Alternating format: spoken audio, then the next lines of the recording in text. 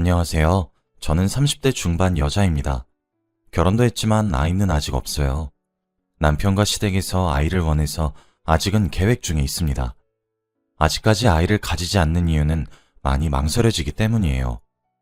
제가 좋은 엄마가 될 수 있을 거란 확신이 잘 들지 않거든요. 저는 엄마와의 관계를 끊어낸 딸이기 때문입니다. 저는 수년 전에 친정과 인연을 끊었어요. 결혼과 동시에 말이죠. 원래 저희 집은 보기가 드물 정도로 가부장적인 집안이었습니다. 정확하게는 친할머니 쪽이요. 남자가 하늘이다. 무조건 아들 낳아서 집안의 대를 잇게 해줘야 한다. 이런 말씀을 저희 엄마에게 하셨었던 아주 어린 시절의 기억이 있어요. 원래 저희 엄마는 아이를 가지기 힘든 몸이셨거든요. 다행스레 완전히 아이를 가질 수 없는 몸은 아니셨기에 제가 태어났죠. 제가 태어나기 전부터 할머니는 엄마에게 아들을 낳기를 권하셨다고 해요. 시집살이와 아들을 낳으란 강요에 스트레스를 받으셨죠. 그렇게 첫 시험관 아이로 태어난 것이 첫째인 저였어요. 저는 어린 시절에 할머니께 예쁨을 받아본 적이 없습니다. 아마 실망하셨을 거예요. 저희 엄마도. 딸을 낳은 것은 엄마의 잘못은 아니었지만 할머니는 엄마를 구박하셨대요. 그렇게 또 시험관을 거쳐 낳은 둘째가 제 여동생이었습니다. 여동생은 제가 거의 키우다시피 했어요. 저보다 4살이 어렸던 여동생을 엄마는 돌보지 않았어요. 제가 유치원을 다녀와서 기저귀를 갈아줬던 기억이 많거든요. 아마 그때는 여동생을 동정했던 것 같기도 해요. 아주 어린 아가인데 엄마는 별로 좋아하지 않았으니까요. 저라도 챙겨야 했죠. 자식들을 연속으로 딸로 낳으신 엄마는 아들을 낳아야 된다는 강박까지 가지게 되었습니다. 어린 제게 언젠지는 정확히 기억나지 않지만 저와 여동생을 원망하시기도 했거든요. 저희 때문에 아들이 생기지 않는 거라며 아들로 태어나지 그랬냐며 울면서 화내고 소리 지르다가도 흠칫 놀라시면서 서둘러 사과를 건네시곤 했죠. 그때는 정말 저와 여동생의 죄인 줄 알았어요. 엄마는 포기하지 않고 또 시험관을 이용해 어렵게 아이를 가졌고 낳았습니다. 그게 바로 우리 집 막내인 남동생이었어요. 어렸던 저는 처음 봤었죠. 엄마가 그렇게 환하게 웃고 뛸 듯이 기뻐하는 모습을요. 엄마가 저와 여동생을 보고 딸이라고 우셨었고 제발 아들을 낳게 해달라고 하늘에다가 기도도 하셨어요. 항상 우울하기만 했던 엄마는 아들 임신과 동시에 급속도로 기분이 좋아졌습니다. 사실 엄마의 입장은 이해가 되긴 해요. 어린 제가 기억할 정도였으면 아마 할머니의 핍박과 강요는 제 기억보다 훨씬 심했을 테니까요. 실제로 엄마는 아들을 낳자마자 태도가 확 바뀌었어요. 모질게 퍼붓던 폭언들도 시집살이들도 전부 멈췄었죠.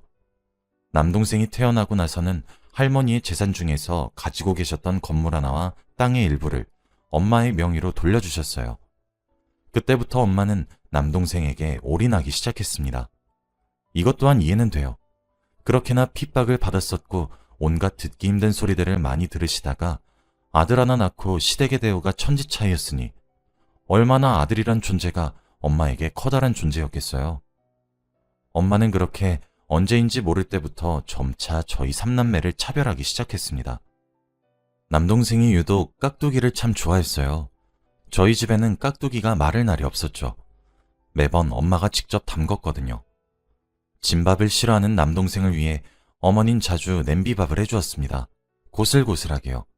저와 여동생은 진밥을 더 좋아하는데 말이죠. 여동생과 남동생의 초등학생 시절에 부모 참관 수업의 일정이 겹쳤던 적이 있었어요. 저희 엄만 당연하다는 듯이 남동생의 부모 참관 수업에 가셨습니다.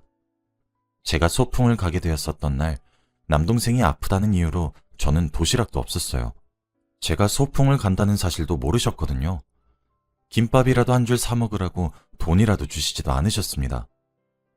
조금씩 어긋나기 시작한 애정의 척도는 어느새 우리가 한 살씩 더 자랄 때마다 극단적으로 차이나기 시작했어요. 가족이 둘러앉아 밥을 먹더라도 설거지는 항상 저와 여동생의 몫이었습니다. 정작 남동생은 컴퓨터 앞에 앉아 게임을 하고 있거나 노래를 크게 틀어놓고 침대에 누워 휴대폰을 만지작거리거나 TV를 보고 있었거든요.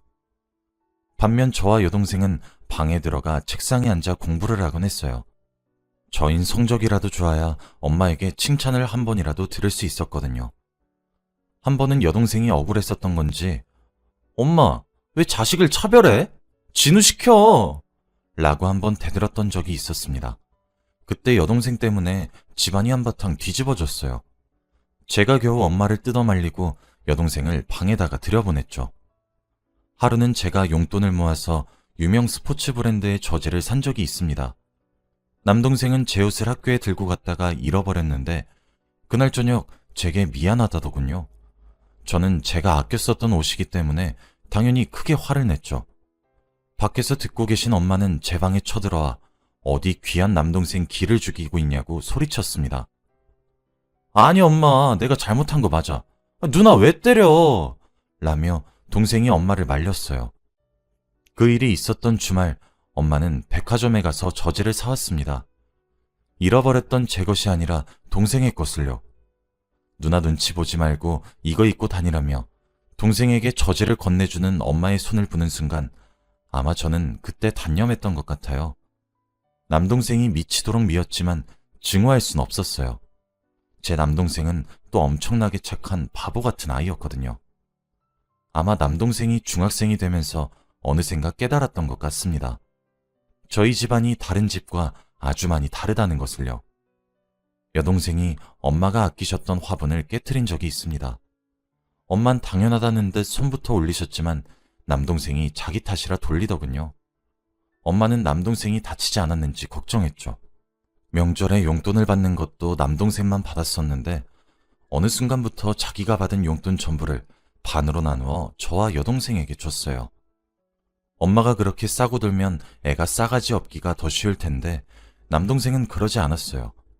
점점 나이를 먹어가면 먹어갈수록 더 눈치 빠르게 저와 여동생을 챙겼습니다. 처음엔 그런 남동생 태도가 오만하다고 느꼈어요. 지가 뭔데 우리를 동정해서 챙겨주냐, 이런 마음이었죠. 하지만 그와 동시에 굉장히 고마웠습니다. 엄마를 미워하는 감정이 남동생의 행동으로 많이 희석될 수 있었거든요. 그래서 저희는 남녀 차별이 아주 컸었던 집이었지만 삼남매의 우애는 좋았던 그런 기이한 집안이었어요. 나중에 많은 시간이 흘러 저와 남동생 둘이서 술을 한 잔 먹어본 날이 있었어요. 그때 제가 물어봤었습니다.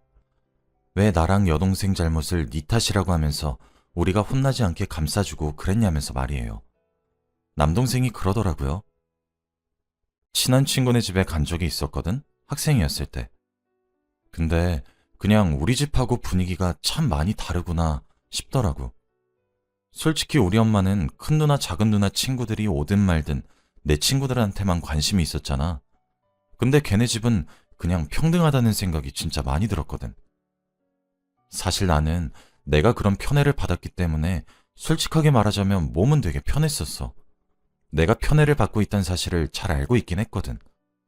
근데 걔네 집에 그런 공평한 분위기를 느껴보니까 참 그렇더라. 누구 하나 억울해하지도 않았고 무시를 당하지도 큰 소리가 나지도 않는 분위기를 보니까 뭔가 부끄럽더라고. 그렇게 처음엔 넘어갔지. 그런데 내 주위의 친구들 대부분이 다들 그렇게 살더라. 한 번은 내가 그렇게 쇼크받았었던 집에 살았던 친구가 반대로 우리 집에 놀러 왔는데 그때 엄마가 작은 누나한테 엄청 막말을 했었어. 무슨 일인지 지금은 기억이 안 나지만. 근데 그걸 보더니 내 친구가 나보고 누나들이 불쌍하다는 거야. 어린 나이라서 돌려 말하지 못했었던 것 같긴 한데 그래도 누나들이 불쌍하다는데 그때 뭔가 내 민낯이 드러난 느낌이었어. 지금 잘못되어 가고 있구나. 이런 게 확 느껴지더라고. 솔직히 누나들은 내가 많이 도와줬다고 하는데 내가 한 게 뭐가 있어? 모두 자꾸 사소한 말 한마디, 행동 하나 이런 것들 뿐인데. 처음엔 죄책감이나 좀 덜어보려고 누나들 도와줬었는데 근데 그렇게 도와주면 도와줄수록 엄마가 나만 편애한다는 게 더 뼈저리게 느껴지더라고. 그래서 그랬어. 나라도 누나들 편 돼주고 싶은 마음이었지. 라고 말해주며 씁쓸하게 웃더라고요. 동정에서 시작되었을지라도 저와 제 여동생을 감싸준 것은 사실이니 고마웠습니다. 저는 항상 엄마에게 칭찬 한마디, 사랑 한 스푼이라도 더 받고 싶어서 정말 많은 노력을 했어요. 대회를 나가면 무조건 상을 타왔고 학창시절에도 전교 10위권엔 무조건 들었죠. 대학교 들어가서도 나중에 졸업할 땐 수석으로 졸업했습니다. 제가 전교 3등을 해왔어도 엄마는 남동생 수학 점수 5점 오른 것에 더 행복해 하셨어요. 제게는 언제쯤 웃어줄까 항상 기대하고 실망하고를 반복했죠. 그러던 시절에 지금의 남편을 만났습니다. 아주 어린 시절부터 심한 차별을 받아왔던 저는 남편이 주는 사랑이 너무 과분하다고 생각했어요. 올고지 저에게만 향하는 마음이 어쩔 때는 너무 신기했고 어쩔 때는 부담스럽기도 했었거든요. 받아본 적 없는 사랑에 남편에게 모진 말도 참 많이 했었습니다. 고슴도치처럼 가시만 세우는 방법만 알았지 받은 사랑을 부풀려 돌려주는 방법은 제가 몰랐었으니까요. 그래도 남편은 항상 제 곁에 머물러 주었어요. 제가 서툴러 하고 있다는 것을 안다는 듯이 말이죠. 집안에선 항상 뒷전이었던 제가 누군가에게 항상 우선이 되는 존재가 된다는 것은 가슴이 벅찰 정도로 감동적이었습니다. 그렇게 오랜 기간을 연애했어요. 남편과 저는 서로가 서로에게 첫사랑입니다. 결혼을 약속하고 남편 부모님을 뵈러 가게 되었어요. 시부모님은 그 시절에도 참 따뜻하신 분이었죠. 제게 한없이 다정하기만 한 남편이 누굴 닮았나 했더니 시어머니와 시아버지의 좋은 부분만 골라서 닮았더라고요. 시댁에서는 허락을 받았지만 남편을 제 친정에 데려가는 것이 너무 싫었습니다. 모든 상황을 방관하는 아빠도 무성의하게 반응하는 엄마도 소개하고 싶지 않았죠. 결혼을 앞두고서야 남편에게 실토했어요. 우리 집에 대한 모든 것을요. 익숙해져서 괜찮다고 여겨왔었는데 막상 남편에게 모든 것을 털어놓으니까 눈물이 줄줄 나더라고요. 이런 제 얘기에 실망해서 결혼하기 싫어졌다고 해도 이해하겠다는 제 말에 남편은 어느 날과 다를 바 없이 다정하게 고생이 많았다고, 이제 나랑 결혼해서 화목하게 살자고, 우리 사이에 태어날 아이들은 그런 차별 없이 키울 자신이 있다며 사랑한다고 속삭여 주었습니다. 부모님께 남편을 소개했던 날 무성의하신 부모님의 태도에 저는 더 이상 실망하지 않았어요. 기대한 것이 없어 실망할 것도 없었죠. 저는 제가 모아왔던 돈으로 결혼을 했어요. 부모님은 돈이 없어서 지원을 해주시지 못하겠다고 했거든요. 이해했어요. 그럴 줄 알았거든요. 그렇게 3년 뒤 여동생이 결혼하게 되었습니다. 저와 마찬가지로 친정의 지원 없이 스스로 모은 돈으로 결혼했죠. 괜찮았습니다. 부모님이 여건이 안 되신다는데 돈을 맡겨놓은 것도 아니고 염치 없이 손을 벌리고 싶지 않았고 부모님이 도와주시지 않더라도 전혀 서운하지 않았거든요. 저와 여동생 둘 다 말이죠. 그런 제가 친정과 인연을 끊은 이유는 남동생의 결혼 때문이었습니다. 엄마 아빠가 너무 싫었지만 그래도 어쩔 수 없는 그런 애증 관계를 저와 여동생은 이어갔어요. 어쩌겠나요? 그래도 절 낳아주신 부모님이니까요. 그런데 남동생의 결혼 얘기가 오갈 때 저와 여동생과 달리 모든 상황에 적극적이셨어요. 특히 엄마가 적극적이셨죠. 사위 사랑은 장모라던데 저희 남편이랑 제부는 사랑 한번 받아보지 못했는데 예비 올케가 될 사람에게는 뭐 하나 사주지를 못해 안달이셨고, 결혼 선물로 저는 아무것도 받지 못했던 저희와 달리 남동생네 집에는 최고급 가전을 맞춰주시려고 하셨습니다. 결혼하고 나서 남자가 돈이 없으면 안 된다고 남동생 앞으로 목돈도 많이 주셨어요. 저희 냉장고 하나, TV 하나, 그럼 몇백만 원짜리 하나 받지 못했었는데 말입니다. 남동생이 눈치를 보기 시작했어요. 제 동생은 우리의 눈치가 얼마나 보였을까요? 미안해하는 마음이 너무 느껴졌습니다. 만나게 되면 미안하다는 듯 어깨가 처져 있는 모습이 안쓰러웠어요. 저는 괜찮았다고 생각했는데 기대하지 않아서 실망할 것도 없다고 생각을 했었는데 막상 눈앞에서 명확한 차별이 보이니 서운했었나 봐요. 그때 저도 모르게 엄마에게 나랑 진영이 결혼할 적엔 돈 없다며, 우리가 결혼할 때는 수중에 돈이 없어 10원 한 장 보태주지 못했는데 이 돈들은 다 어디서 났길래 진우 결혼식에서는 이렇게 쑥쑥 목돈이 나와? 라고 톡 쏘아 붙이듯 말했어요. 엄마는 그때 이거 진우가 결혼하거나 애 낳거나 하면 보태주려고 엄마가 미리 모아놨던 거야 라고 하시더군요. 근데 말하고는 아차 싶으셨나 봐요. 아니 근데 얘는 나이 먹고 속 좁게 왜 그러니? 막내가 장가를 가는데 뭐 하나 보태주지 못할 망정 왜 다 지난 이야기를 꺼내고 그래? 라며 자리를 피하셨죠. 그때 알았습니다. 단념한다고 했었는데 실은 나는 엄마에게 단념하지 않았고 기대하지 않아 실망할 것도 없다고 생각했는데 매번 이번은 다를 거라고 기대를 했단 사실을요. 그런데 부모라는 이유로 제가 부모님을 모셔야 된다는 건 공정한 건가? 라는 생각이 들더라고요. 저도 사랑을 받아봤어야 부모님께 돌려드릴 게 있는데 받은 사랑 하나가 없잖아요. 왠지는 모르겠지만 그날 참 많이 울었습니다. 지금 생각하니 제가 처한 현실을 뼈저리게 깨달았던 밤이었네요. 저와 여동생은 대학교 학비도 벌어서 갔어요. 엄마가 성년이 되고 나서는 지원을 해주지 않았거든요. 처음엔 음식처럼 사소한 것들부터 크게는 남동생과 비교해서 받은 지원들까지 참 서럽더라고요. 저는 남편에게 말했어요. 이제 우리 엄마 포기하고 더 이상 연락하고 싶지 않다고. 우리 집도 이사 가자고. 나는 이제 친정 없는 셈 치고 살고 싶다고. 남편은 당황했지만 결국 제 말을 전부 들어주었습니다. 하나 있는 남동생의 결혼식은 망치고 싶지 않았기에 남동생의 결혼식까지만 참석하고 그 뒤로는 전화번호도 바꿨어요. 여동생도 저와 함께 일련의 일들을 같이 지켜봤으니 아마 저와 같은 마음이었겠죠. 그렇게 저희 두 딸은 친정을 마음속에서 지워버렸습니다. 남동생은 제 말을 듣고 처음에는 말렸지만 사실 남동생도 그런 말을 할 자격이 없잖아요. 저희에게 정을 베풀었든 베풀지 않았든 엄마 아빠가 베풀어주는 사랑을 가득 받고 자라온 사람이니까요. 저는 남동생과도 연락을 끊었습니다. 더 이상 남동생을 보며 상대적 박탈감을 느끼고 싶지 않았거든요. 올케랑 잘 살고 만나지 말자고 했죠. 저는 따뜻한 시부모님을 부모처럼 모시기로 했습니다. 항상 제 기분을, 안색을, 몸 상태를 먼저 살펴주시는 분이니까요. 맛있는 게 있으면 며느리 입에 먼저 넣어주시는 분들에게 사랑을 느끼는 건 어쩌면 당연하면서 쉬운 일이었어요. 그분들을 제 부모다라고 생각하기로 했습니다. 남편은 그 후로 한 번씩 친정과 슬슬 연락해보지 않을 거냐고 넌지시 물었지만 저는 칼같이 쳐냈어요. 하루는 제가 일하고 있는 회사 로비에서 연락이 왔습니다. 엄마라고 하시는 분이 절 찾아왔다고 하시면서요.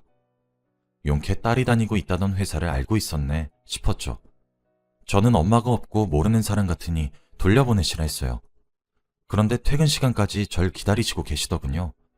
잠시 얘기 좀 하자고 붙잡는 엄마의 모습이 처음이라 괜한 기대감이 다시 생겼습니다. 미안하다고 사과한다면 용서할 수 있을 것 같았죠. 엄마는 제가 이사간 것도 모르셨어요. 자기 생일이 곧 다가오는데 연락이 한 통 없어 먼저 연락을 해봤대요. 그런데 없는 전화번호라고 나왔고 여동생에게도 전화했더니 없는 번호라고 나왔대요.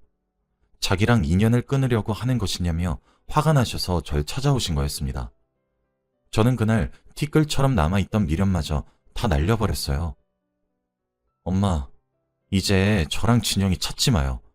우리 할 만큼 했잖아. 이제 그만 괴롭혀요. 엄마한텐 우리가 연락하지 않는 게 갑작이겠지만 우리는 평생 엄마 아빠를 보기 싫었어. 지나가는 사람 붙잡고 물어봐요. 누가 그런 집에서 자라냐고. 나랑 진영이 우리 친정 없어. 없는 셈 치기로 했어. 엄마는 결혼식 때 돈 안 보태줘서 이러는 거냐 하고 싶지? 맞아. 근데 엄마, 진짜 돈 때문인 것 같아요? 우리가 그깟 돈 때문에 정말 부모를 저버리는 것 같냐고. 진우가 우리 동정할 때도 넘겼고 방관하는 아빠도 성의 없이 대하는 엄마 태도도 나랑 진영인 참아왔어요. 진우한테 뭐를 하나라도 시켰다가 돌아오는 온갖 모진 대우에도 그래도 엄마는 우릴 사랑하고 있을 거라는 기대 하나로 참았어요. 근데 나도 이제 결혼을 했잖아. 진영이도 남편이 있잖아. 우리 이제 엄마랑 아빠 둘 다 필요 없어요. 그러니까 더 이상 이렇게 찾아오지도 연락하지도 마세요. 제가 정말 엄마의 딸이었다면 이런 식으로 무례하게 대하지 말라고요. 난 얘기 좀 하자는 엄마 말에 잠시나마 사과를 기대했었던 내 자신이 미련하고 불쌍해. 그렇게 나랑 진영이를 막대했으면 엄마도 이제 우리 없는 셈 치고 사세요. 좋아하는 진우 끌어안고 행복하게 사시라고요. 라고 쏘아붙인 후 자리에 일어나 집으로 돌아갔어요. 그날이 엄마와의 마지막 만남이었습니다. 그 후 지금까지 얼굴도 한번 본 적이 없어요. 한 번씩 제부나 제 남편 쪽으로 연락이 오지만 아마 제 여동생은 부모님의 부고 소식을 제외하고는 찾아뵙지 않을 것 같습니다. 엄마는 이런 저희 둘을 보고 피도 눈물도 없는 인간이라고 하시네요. 저는 이제서야 제 행복을 찾은 것 같아 행복한데 말이죠. 이제는 엄마가 진심으로 사과하는 날이 오더라도 거부할 수 있을 것 같습니다. 남편은 이제 슬슬 아이를 갖자고 하는데 이렇게 정서적인 학대를 받으며 자라온 제가 과연 아이를 낳아 정말 사랑을 듬뿍 주며 기를 수 있을지 요즘 들어서는 자신이 없어지네요. 할 수 있다는 남편과 여동생의 응원에 고민이 됩니다. 오늘은 유달리 비가 많이 와 조금 감성적인 날이 되었나 봐요. 오늘따라 남동생 생각도 참 많이 나서 기분이 울적하고요. 울적한 마음을 어디 풀 곳이 없어 이렇게나마 제 이야기를 글로 써서 보내보았습니다.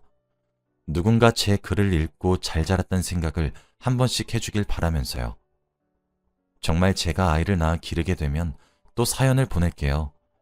제가 잘하고 있는지 여러분들이 잘 지켜봐 주세요.